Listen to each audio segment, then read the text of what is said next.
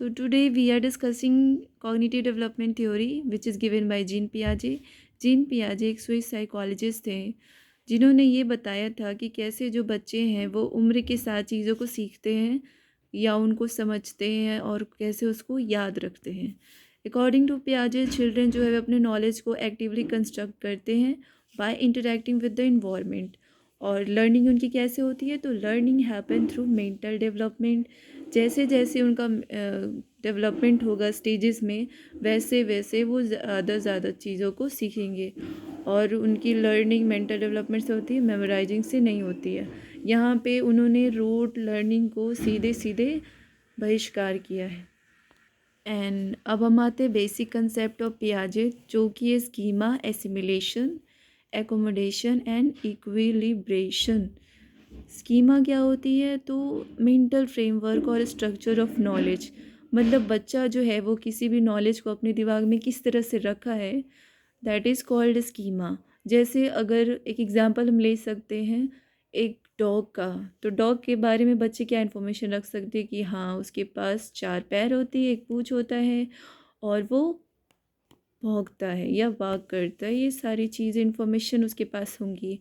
अब एसिमुलेशन क्या होता है, तो न्यू इन्फॉर्मेशन को एग्जिस्टिंग स्कीमा में ऐड करना। इसका मतलब कि अब किसी भी जानवर को वो देखेगा, किसी भी एनिमल को देखेगा जिसके पास 4 पैर होती है, एक पूँछ होता है, तो उसको क्या लगेगा, वो चीज़ क्या है, that is also a dog. तो पुराने स्कीमा में, एग्जिस्टिंग स्कीमा में कोई भी न्यू इन्फॉर्मेशन को ऐड करना, इसी को बोलते हैं एसिमुलेशन। द नेक्स्ट है आपका एकोमोडेशन। एकोमोडेशन क्या होता है, तो changing the schema when new information does not fit. अब ये वाली बात ये हो गई कि अपने स्कीमा को वो कैसे चेंज करेगा, कैसे मॉडिफाई करेगा अगर उसमें नई इन्फॉर्मेशन फिट नहीं हो रही है। तो इसको एग्जांपल हम लेके समझ सकते हैं कि अगर वो डॉग वाली बात की, डॉग के पास 4 पैर होते हैं, पूँछ होती है, और उसने काऊ को भी देखा तो सेम चीज़ बोली, बट काऊ तो साइज़ में बड़ा होता है, तो उसने एक नई इन्फॉर्मेशन फीड की कि काऊ और डॉग जो है वो अलग अलग होते हैं। तो that is called accommodation. Equilibration. Equilibration क्या होता है, तो एसिमिलेशन और एकोमोडेशन में बैलेंस बनाना। अब उसके पास पहले से इन्फॉर्मेशन डॉग के बारे में थी, अब उसने काऊ को देखा और अपने दिमाग में फिट किया कि नहीं, काऊ का जो है फिजिकल अपीयरेंस है, कुछ कुछ फीचर अलग होते हैं। तो पुरानी इन्फॉर्मेशन को और नई इन्फॉर्मेशन को दोनों को बैलेंस कर लिया इसने, तो इसी को बोलते हैं इक्विलिब्रेशन। और यहीं से इसकी लर्निंग स्टार्ट होती है, ड्राइव्स लर्निंग एंड डेवलपमेंट। और यही जो इक्विलिब्रेशन है वो इसके लर्निंग को और डेवलपमेंट को ड्राइव करती है।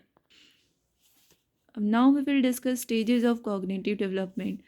तो कॉग्निटिव डेवलपमेंट की 4 स्टेजेस होते हैं। एक होता है सेंसरी मोटर स्टेज, दूसरा होता है प्री ऑपरेशनल स्टेज, तीसरा होता है concrete operational stage and fourth one is formal operational stage.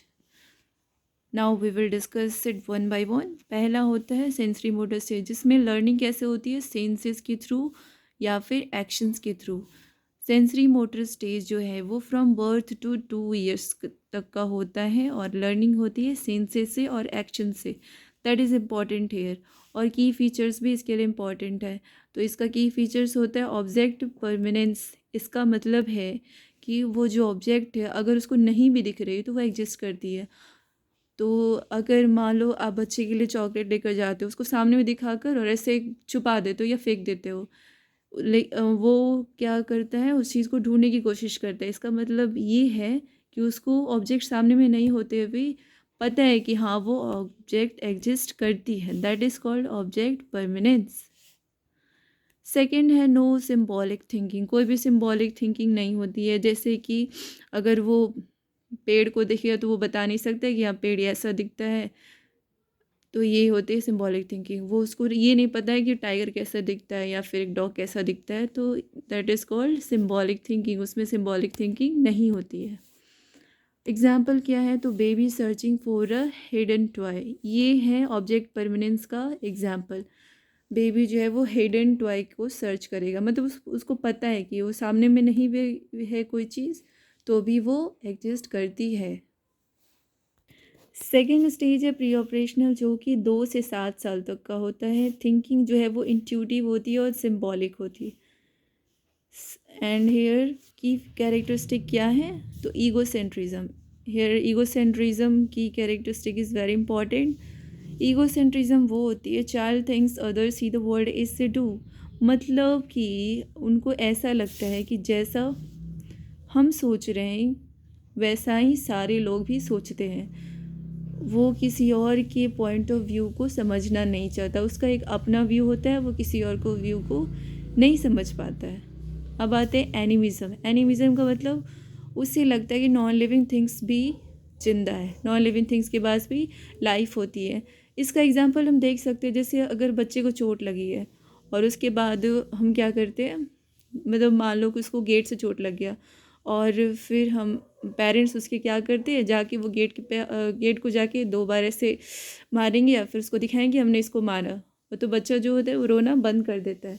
इसका मतलब ये है कि वो जो गेट है उससे उसको चोट लगा और उसकी भी पिटाई हुई, इसका मतलब वो भी एक इंसान है तो उसको भी पनिशमेंट मिले, इस तरह से वो चीज़ें सोचते हैं। अब आते हैं सेंट्रेशन।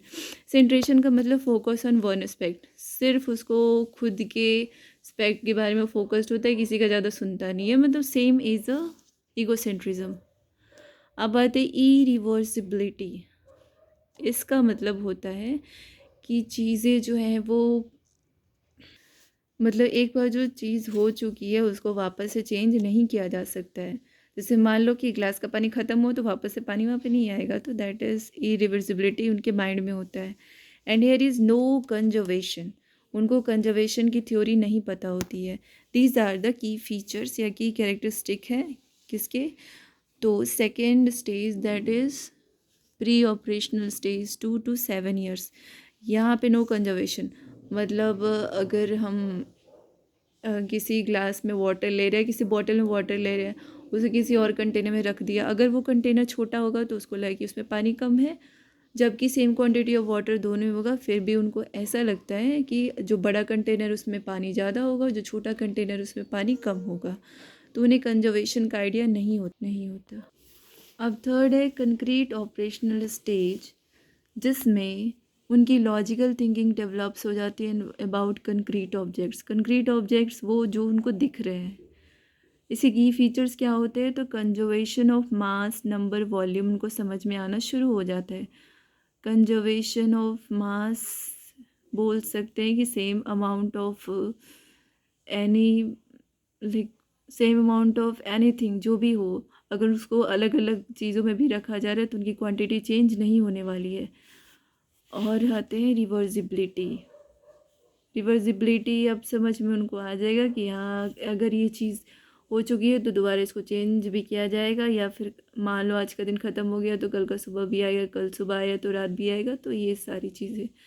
अब आते हैं डिसेंट्रेशन। डिसेंट्रेशन का मतलब है अब वो दूसरे के ओपिनियन को भी वैल्यू करेगा, वो दूसरों की बातों को भी सुनेगा। क्लासिफिकेशन एंड सीरिएशन अब समझ में आता है उनको।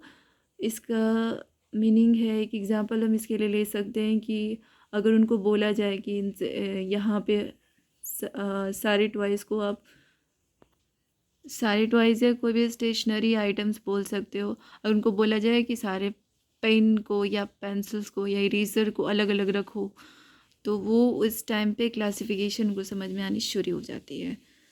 फिर ये सीरिएशन का मतलब वो स्मॉल टू बिग या असेंडिंग ऑर्डर या डिसेंडिंग ऑर्डर, ये सारी चीज़ें अब समझना शुरू कर देते हैं कि नंबर्स का ऑर्डर होता है, साइजेस का ऑर्डर होता है। और क्लासिफिकेशन में अगर उनको ऐसा बोला जाए कि सेम कलर की चीज़ों को एक साथ रखो, तो इस तरह से वो क्लासिफाइड करना शुरू कर सकते हैं। ये कंसेप्ट उनके दिमाग में अब आने लगती है। फॉर्मल ऑपरेशनल स्टेज ये स्टार्ट होती है एबव 11 ईयर्स। यहाँ पे एब्स्ट्रैक्ट एंड लॉजिकल थिंकिंग शुरू हो जाती है। जैसे हम लोग हमारे 11 ईयर्स के बाद उन्होंने ये कंसेप्ट सीख लिया है कि एरिया का भी कोई कंसेप्ट होता है, लेंथ होती है, ब्रेथ होती है, ये चीज़ें एग्जिस्ट नहीं कर रही है, फिर भी उनके अंदर ये थिंकिंग अब आ चुकी है। लॉजिकली उन्होंने सोचना शुरू कर दिया है, एब्स्ट्रैक्ट थिंकिंग आ चुकी है। फिर अलजेब्रिक प्रॉब्लम जैसे लेट एक्स बी नंबर, या इस तरह से एक्स ग्रेटर देन वाई, तो ये थिंकिंग अब डेवलप हो चुकी है उनके अंदर। फिर है second, problem solving start problem solving concept भी उनके अंदर डेवलप हो जाती है। And the last is scientific thinking, जो कि सॉल्विंग अलजेब्रिक प्रॉब्लम्स होता है। लास्टली हम इसका देखते हैं समरी टेबल में स्टेजेस क्या हैं, sensory motor, pre operational, concrete operational and formal operational. Ages 0 to 2 है, 2 to 7, 7 to 11 एंड एव 11 ईयर्स। इसके की फीचर्स क्या है, तो ऑब्जेक्ट परमानेंस, सेकेंड स्टेज का ईगोसेंट्रिज्म, बच्चा बस अपना पॉइंट ऑफ व्यू समझता है। थर्ड, कंक्रीट ऑपरेशन में कंजर्वेशन का जो कंसेप्ट है उन्हें समझ आ जाता है। और फॉर्मल ऑपरेशन में क्या होता है, एब्स्ट्रैक्ट थिंकिंग डेवलप हो जाती है। फिर नेक्स्ट है what is the role of the teacher according to पियाजे। तो सबसे पहले है learning should be child centre. Learning हमेशा क्या होनी चाहिए, चाइल्ड सेंटर। हम किसी भी चाइल्ड साइकोलॉजिस्ट के बारे में सुन ले, वो सारे लोग बस चाइल्ड सेंटर लर्निंग के बारे में ही बात करते हैं। मतलब लर्निंग पूरी तरह से बच्चे पे डिपेंड करनी चाहिए। किसी भी सिलेबस को या क्राइटेरिया या फिर असेसमेंट को, लेसन प्लान बनाने वक्त हम हमेशा बच्चे के बारे में सोचते हैं कि इससे बच्चे पे क्या अफेक्ट होगा और लर्निंग आउटकम्स क्या निकलेंगे। सेकेंड है इनकरेज डिस्कवरी लर्निंग। हमेशा डिस्कवरी लर्निंग को इनकरेज करना, मतलब वो खुद से सीखेंगे चीज़ों को। जैसे किसी भी टॉपिक के बारे में अगर उनको सीखना है तो उनको एक्टिविटीज़ दी जा सकती है, वो उससे रिलेटेड इंफॉर्मेशन निकाल सकते हैं, तो वो खुद चीज़ों एक्टिविटीज़ करके उसके बारे में सीखेंगे। अवॉइड रोड लर्निंग को हमेशा अवॉइड करना ही सही होता है, क्योंकि अगर बच्चे रोड लर्निंग करेंगे तो वो कुछ ना कुछ दिन में जा कर के उस चीज़ को भूल जाएंगे। पर उन्होंने अगर खुद से चीज़ों को सीखा है तो वो उसको ज़्यादा दिन तक याद रख सकते हैं, और अगर एक्टिविटीज़ के थ्रू सीखा है तो वो उनको लाइफ टाइम तक याद रहती है। कि जीन पियाजे के लिमिटेशंस क्या हैं, तो लिमिटेशंस है अंडर एस्टिमेटेड चिल्ड्रंस एबिलिटीज़। उन्होंने एज को जो क्लासीफाई किया था उसके अकॉर्डिंग वो चिल्ड्रंस एबिलिटीज़ को अंडर एस्टिमेट कर रहे थे। सेकंड है less importance to social and cultural factors. उन्होंने सोशल और कल्चरल फैक्टर्स को ज़्यादा इम्पॉर्टेंस नहीं दी है, जबकि ये इम्पॉर्टेंट फैक्टर्स होते हैं। बच्चा अपने सोसाइटी से सीखता है, अपने कल्चर से भी बहुत सारी चीज़ों को सीखता है।